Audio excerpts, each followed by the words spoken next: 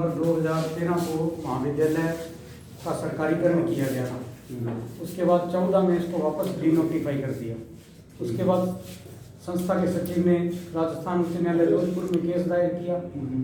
एकल पीठ के फैसले में इसको वापस राजकीय कर दिया। सरकार डबल बेंच में चली गई। डबल बेंच में फिर उसी फैसले को बरकरार रखते हुए सरकार को 3 माह का टाइम दिया कि अगर चाहे तो इसको डीनोटिफाई कर दे और वरना इसको राजकीय कर दे, परंतु सरकार ने इसको डीनोटिफाई नहीं किया। उसके बाद 2019 बजट घोषणा में इसको पुनः राजकीय का दर्जा दे दिया गया और उसके बाद इसमें नोडल अधिकारी नियुक्त कर दिया गया। उसके बाद इसका नाम चेंज करके, वो लेटर भी आप इसके पीछे लगा हुआ है सर, उसका नाम चेंज करके मीना कन्या राजकीय महाविद्यालय कर दिया गया। प्रशासनिक और वित्तीय स्वीकृति दे दी गई, परंतु 2013 सितंबर से लेकर वर्तमान आज तक 97 महीने गुजर जाने के बाद कर्मचारियों को एक भी वेतन नहीं मिला, कोई पैसा नहीं मिला है। 97 महीने से कर्मचारी भूखे प्यासे काम कर रहे हैं। अब सारे कर्मचारी जो हमने निर्णय लिया है कि वेतन नहीं तो काम नहीं, हमने कार्य का बहिष्कार कर दिया है और इसका नाम मीना कन्या राजकीय महाविद्यालय संग्रिया है। इसलिए सरकार ने हमको प्रवेश संबंधी भी कोई दिशा निर्देश प्रदान नहीं किए हैं, इसलिए इस बार की प्रवेश प्रक्रिया भी बाधित हुई है। अभी तक संस्था में किसी बच्चे का प्रवेश भी नहीं हुआ है। ये लगातार मैं नोडल अधिकारी हनुमानगढ़ प्राचार्य को भी अवगत कराता रहा, आयुक्तालय कॉलेज शिक्षा को भी अवगत कराता रहा, परंतु किसी ने इसको गंभीरता से नहीं लिया। अब कल हमारी परीक्षाएं पिछले वर्ष की समाप्त हो गई हैं और अब हम परीक्षाएं अपनी समाप्त करके अब हमने अपने कार्य का बहिष्कार कर दिया है।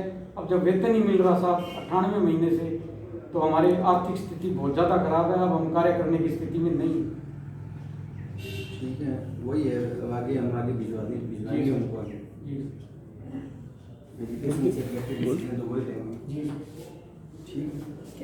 बोल तो कुछ बोल।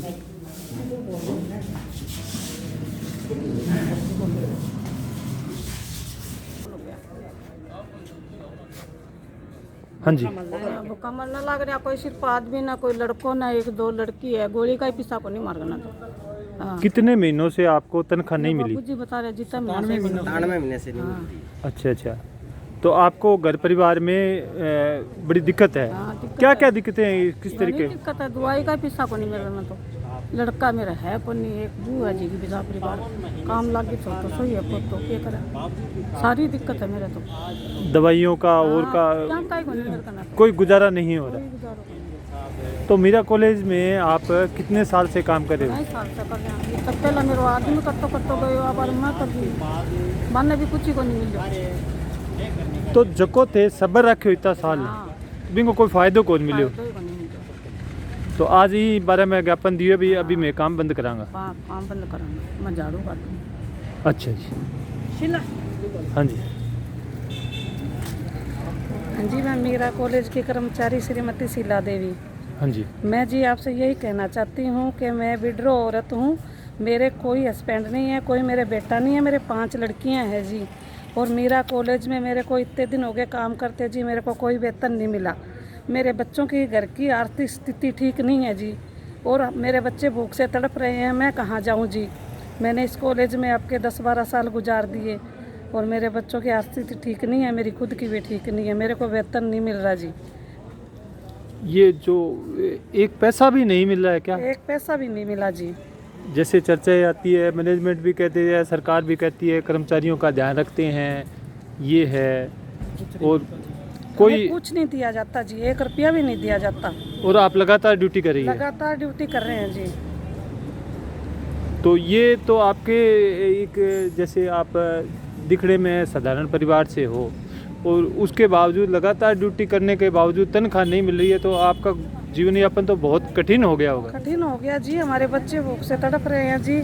घर में कुछ भी नहीं है, कोई दवाई लेने के लिए पैसे नहीं है, कोई बच्चों को पढ़ाने के लिए पैसे नहीं है। लड़की है मेरे 5 जी, कोई लड़का भी नहीं है, मैं कैसे गुजारा करूं? बच्चों की पढ़ाई का भी और का भी, खाने पीने का सारा खर्चा आएगा जी, आप बताओ। मैं काम ये कॉलेज का काम कर रही हूँ, यहाँ से मेरे को कुछ मिलता नहीं है।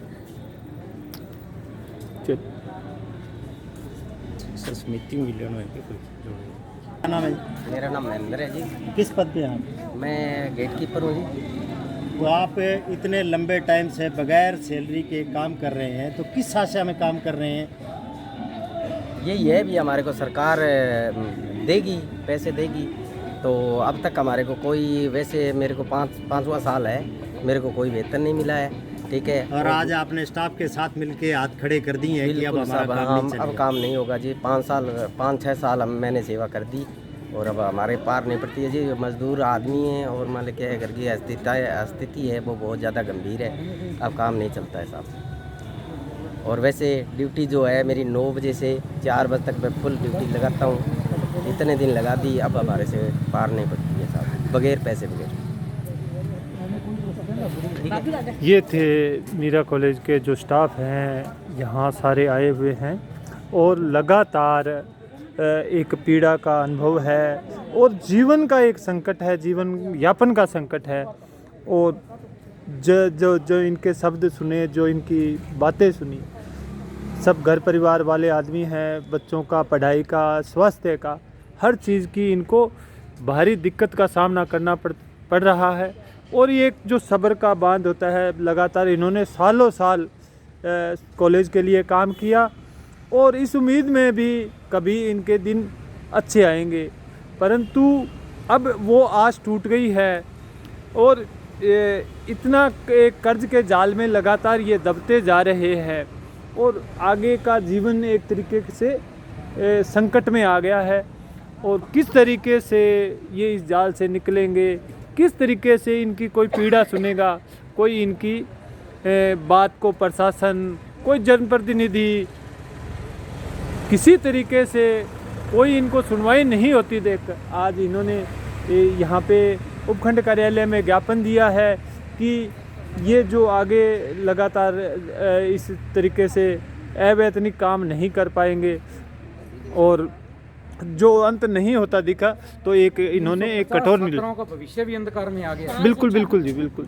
ये जो अभी जो अनिश्चितता की स्थिति है उसमें एडमिशन नहीं हो रहे हैं। एडमिशन हुए ही नहीं है इस वर्ष 2021-22 के। अच्छा अच्छा। क्योंकि बार बार आयुक्तालय से मैं दिशा निर्देश मांग रहा हूँ, नोडल अधिकारी से दिशा निर्देश मांग रहा हूँ भी मीरा कन्या राजकीय महाविद्यालय इसका नाम है, तो आप मेरे को दिशा निर्देश दो और आगे वेतन दो, जिससे कि हम संस्था को पिछली बार के बिजली, पानी, स्टेशनरी, एफिलेशन की फीस हमने इकट्ठा करके भर के 1 वर्ष अपने पल्ले से पैसे लगा के इसको चलाया है, पर अब हमारी क्षमता ख़त्म हो चुकी है। अब 350 छात्राएं पढ़ रही हैं, उनकी समस्या विकराल रूप ले गई है। अब हमारे बस की बात नहीं है, क्योंकि सभी कर्मचारियों और मेरी स्वयं की, सारों की आर्थिक स्थिति हमारी ख़राब हो गई है। पहले भी आपको मान लो काफ़ी साल पहले कुछ किस्तों में मिलते थे, थोड़े बहुत मिलते, अब बिल्कुल बंद हो गए मान लो। किस्तों में नहीं, कुछ भी नहीं मिलते थे जी। हमको व्यापार मंडल ने कुछ समय थोड़े बहुत पैसे दिए थे। हाँ जी हाँ जी, बाकी वो भी बंद हो गए। अब कुछ नहीं है। हमको पिछले 3-4 साल से तो कोई पैसा देखने को ही नहीं मिला हमारे को। देखने को मिला। और आपने लगातार सेवाएं जारी रखी। खुद के पैसों से हम सामान लाके पेपर करवा के इस वर्ष की परीक्षाएं संपन्न कराई हैं। तो जो ये अनिर्णय की जो स्थिति है, किसी तरीके से अनिर्णय की जो स्थिति आ रही है, उससे ये तो यहाँ की जो एरिया की हज़ारों छात्राएं हैं, उनका भविष्य भी तो एक संकट में आ गया है। संकट में हमने बार बार आग्रह किया है, नोडल अधिकारी, आयुक्तालय कॉलेज शिक्षा को बताया है कि हमको पैसे दो, क्योंकि हमारी आर्थिक स्थिति खराब हो गई है।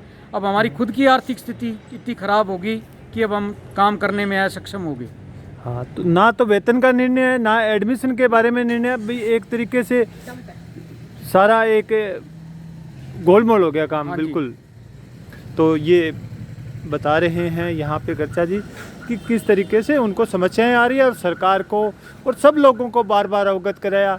और जो ये लगातार स्थिति अनिश्चितता की बनी हुई है, उसके बाद में इनको ये कठोर निर्णय लेना पड़ा कि आज से ये इस कार्य का बहिष्कार करेंगे। और ये निर्णय इन्होंने स्वेच्छा से नहीं लिया, इनको एक तरीके से मजबूर किया गया है कि जो स्थितियाँ, इनकी आर्थिक स्थितियाँ, इनकी घरेलू स्थितियाँ, ये ऐसी हो गई, इसके कारण ये निर्णय लेना पड़ा। और आज उपखंड कार्यालय में यहाँ आके उन्होंने ज्ञापन दिया है।